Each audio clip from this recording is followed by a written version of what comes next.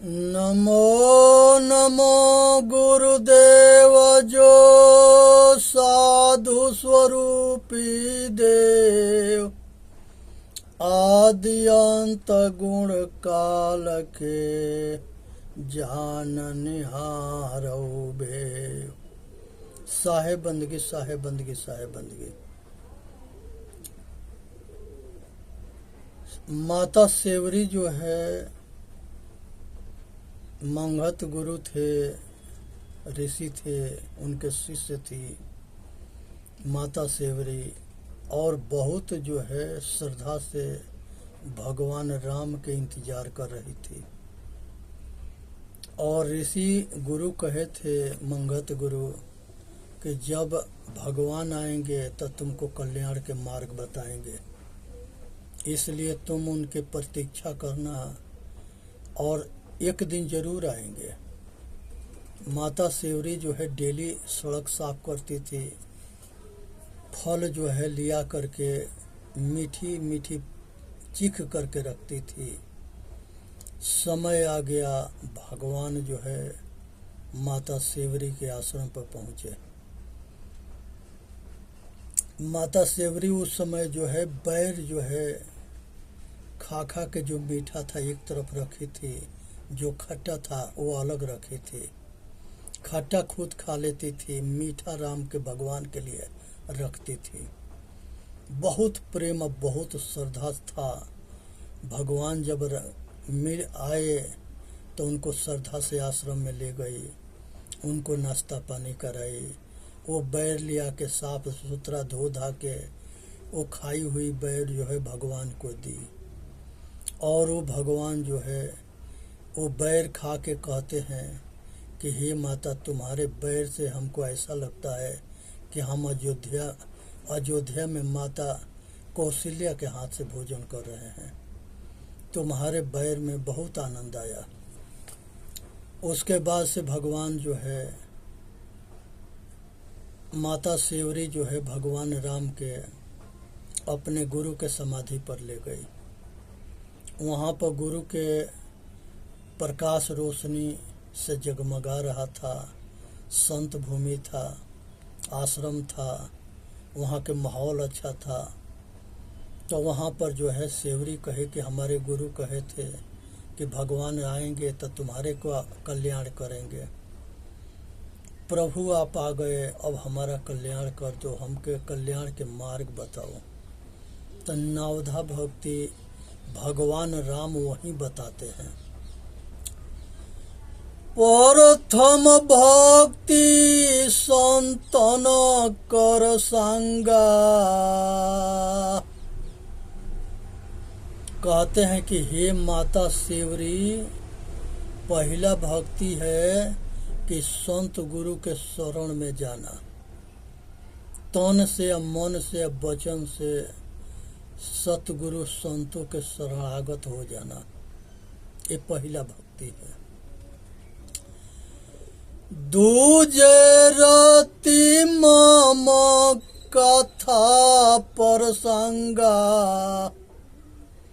हे माता सेवरी, दूसरा भक्ति है कि उनके सत्संग में, उनके शरण में गुरुमुखी वाणी के सुनो और समझो और अपना आचरण में उतारो। संत गुरु के, महापुरुषों के गुरुमुखी वाणी को अपने मानो, अपने आचरण में उतारो, तब जाके कल्याण है। ये दूसरा भक्ति है। दूजे रतिमम कथा प्रसंगा, उनके गुरुमुखी वाणी को मानो, अपने आचरण में उतारो। गुरु पद पंकज तीसर भक्ति अमान, गुरु के पद के समझनी चाहिए कि संसार में सतगुरु जो है परमात्मा के पद है। संत गुरु ये परमात्मा के पद है। परमारथ के कारण साधुन धरा शरीर। ये बंदी छोर होते हैं, सब बंधन से छुड़ाते हैं, परखाते हैं, बताते हैं और कल्याण में लगाते हैं। कल्याण मार्ग के ये विधाता हैं।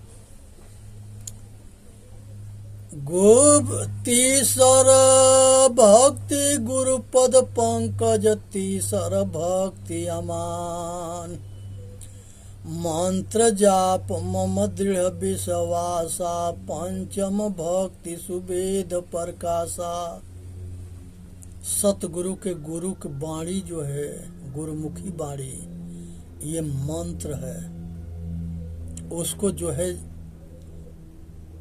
जाप करो, याद करो और उसके उस गुण को अपने आचरण में उतारो। उस पर विश्वास करो, भरोसा करो। गुरु पर भी भरोसा करो, संत पर भरोसा करो, अपने ऊपर भरोसा करो और गुरुमुखी वाणी के रहनीदार बनो, अपने आचरण में उतारो। मंत्र जाप मम दृढ़ विश्वासा, पंचम भक्ति सुवेद प्रकाशा।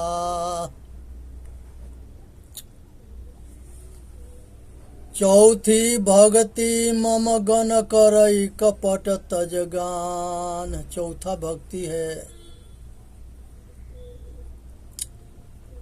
कि मम गण करई कपट तजगान।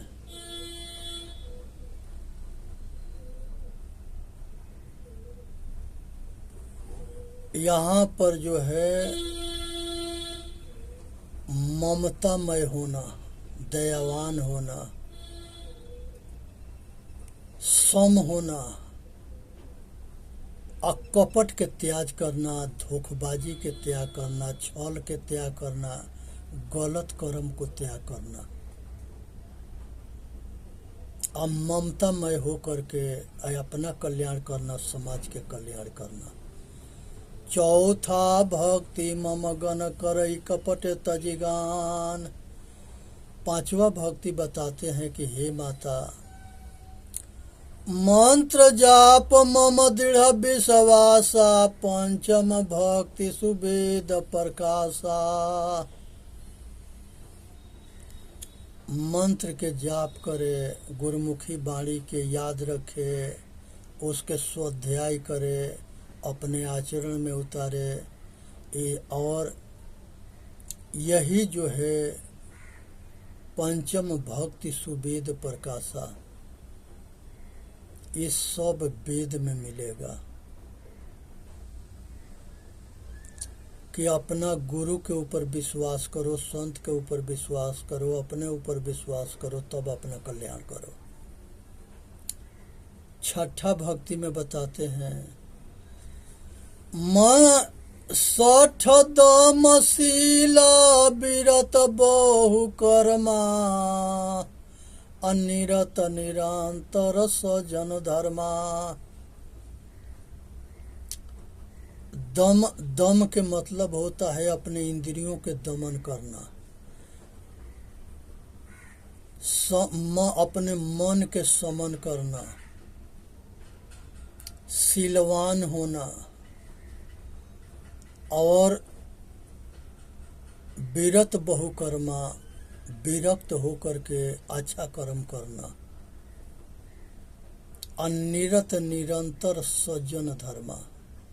निरंतर जो है सज्जनता पर विश्वास, सज्जन बन करके रहना, असज्जन से संगत करना। तो ये विनम्रता जो है आदमी के, शीलवान होना है, सम होना है, दुख सुख में बराबर रहना है।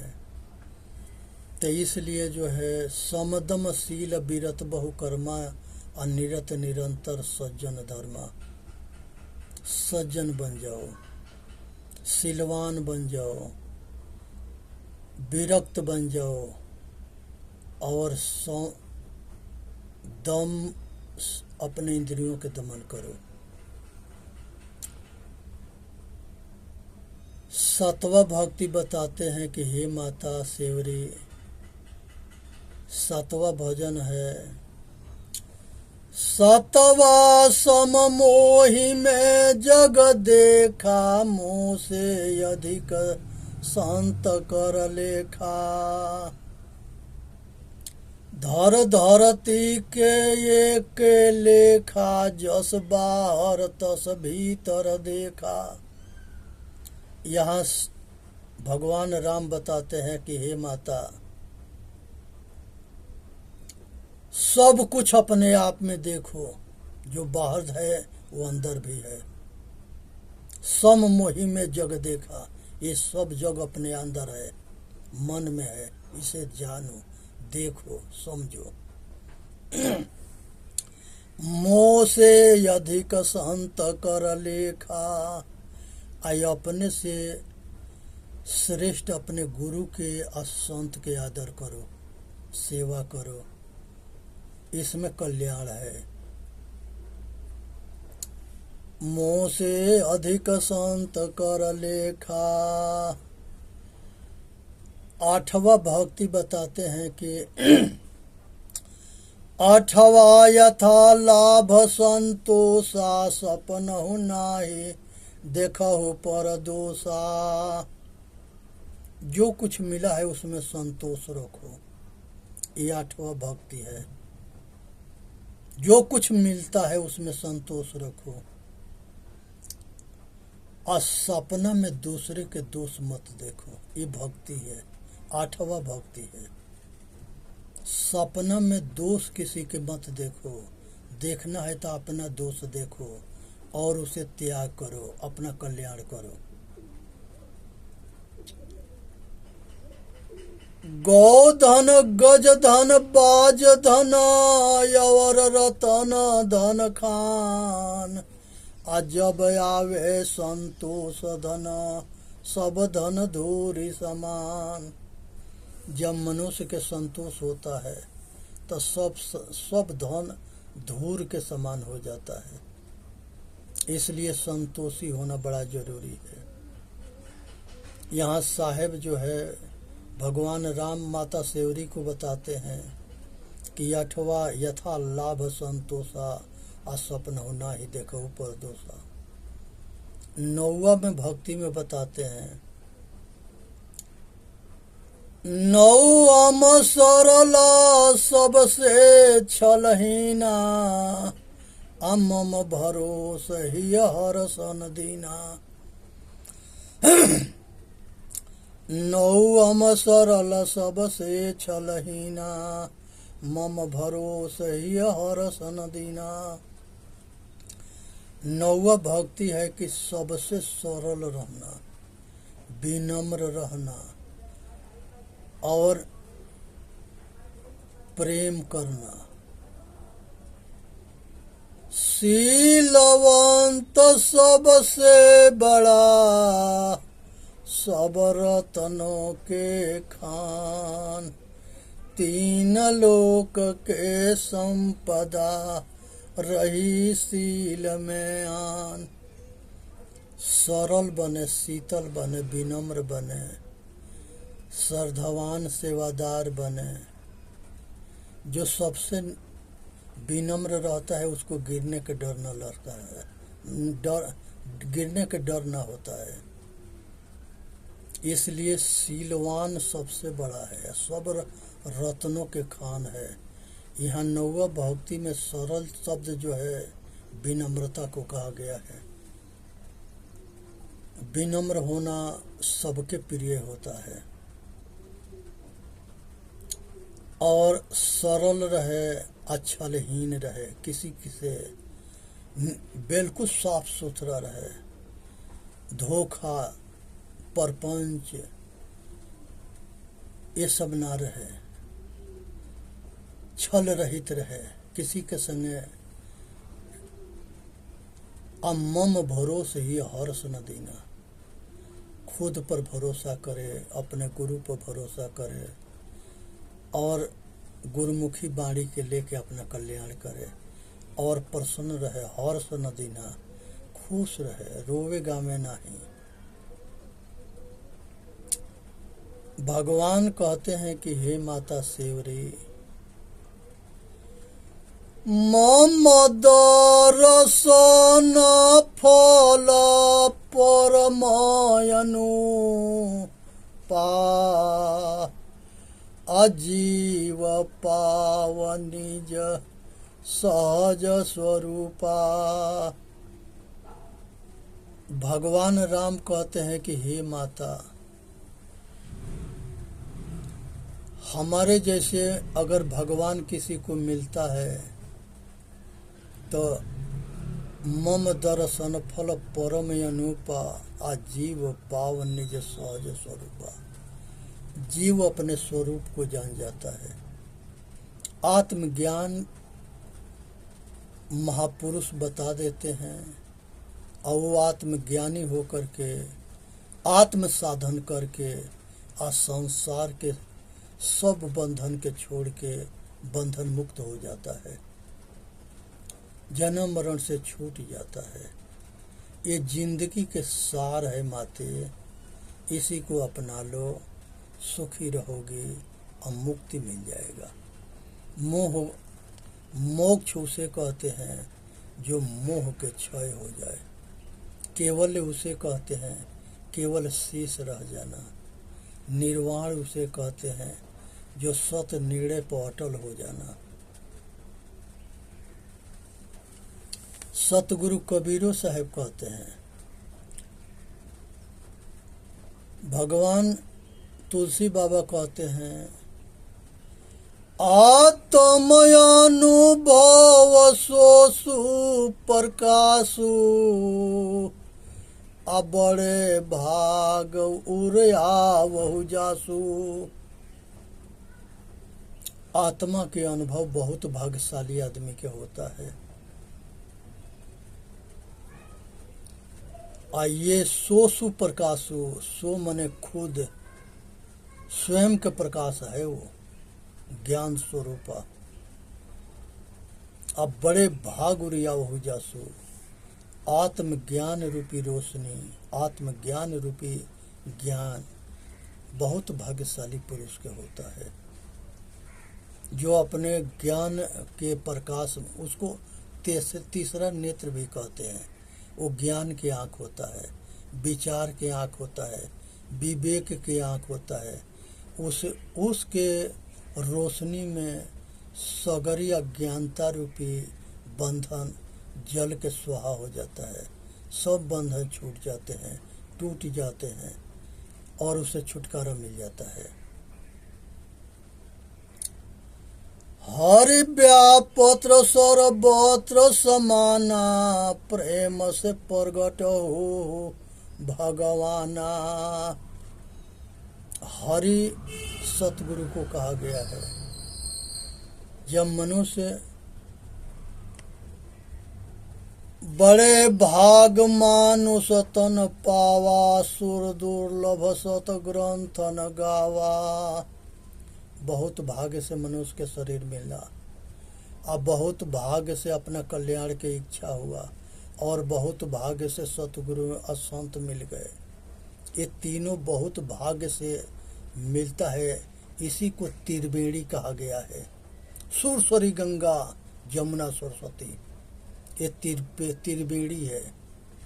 इसी त्रिवेणी में जो नहाता है, गुरुमुखी वाणी में अमृत बरसता है, उसके पार लग जाता है।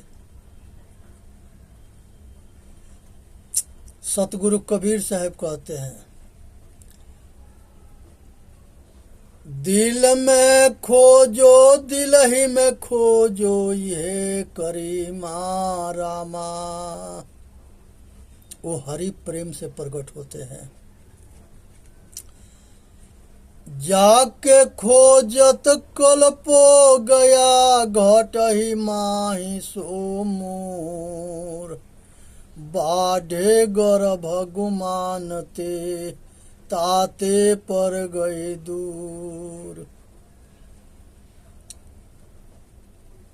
जाके खोजत कल्पो गया, घट ही माही सो मोर। बाढ़े गर्भ गुमान से ताते पर गई दूर।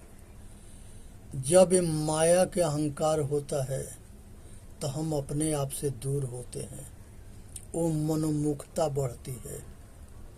लेकिन जब अंतर्मुखता बढ़ती है तो हम अपने आप के नज़दीक होते हैं। अहंकार जब छूट जाता है तो अपना स्वरूप नज़दीक होता है, उसको अंतर्मुखता कहते हैं। और हम बाहर जितने भटकते हैं, मनोमुखी होते हैं, उतने दुखी होते हैं। इस सुख बाहर ना है, अंदर है। इसलिए अंतर्मुखी बने, अपने घर वापसी करें, अपना कल्याण करें। राम ही सुमिरे रण फिरे, फिरे अवर की गैल, मानुष केरी खोलरी, ओढ़ फिरत है बैल। राम के नाम पर लड़ते हैं सब। एक हरिलाल थे और एक जो है कृष्ण लाल थे। तो हरिलाल जो है हरि के पूजा करते थे, कृष्ण लाल कृष्ण के पूजा करते थे। तो कृष्ण के हरिलाल नहीं मानते थे और कृष्ण लाल हरि को न मानते थे। ये दोनों जो है दाढ़ी बना के दोनों बाबा थे, आपस में लड़ गए। हमारा कृष्ण बड़ा है, वो कहते थे कि हमारा हरि बड़ा है।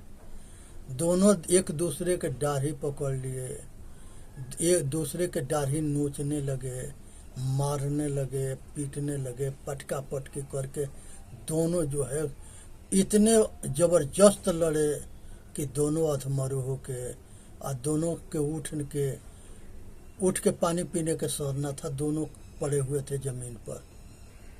एक तीसरा बाबा आया, वो बाबा के नाम था रामलाल।